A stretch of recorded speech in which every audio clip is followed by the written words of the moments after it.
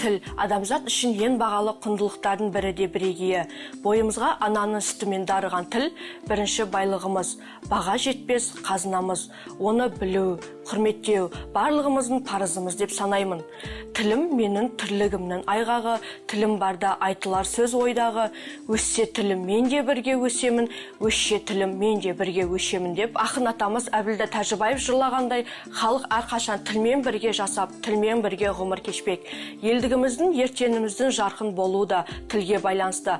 Себебі бүкіл дәстүріміз, салт санамыз, әдет ғұрпымыздың темір қазығы тіл.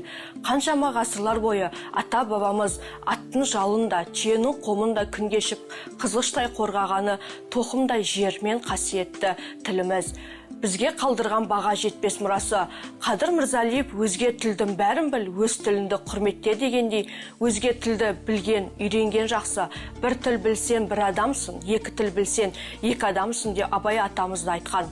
Бірақ өз тілімізді құрметтеуді аманаттағанда осы аталарымыз.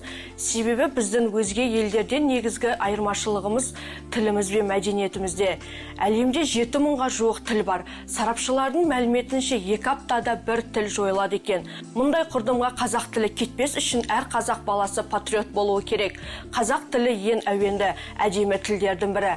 Қазақтың қазақшылығының басты белгісі қазақша сөйлеу.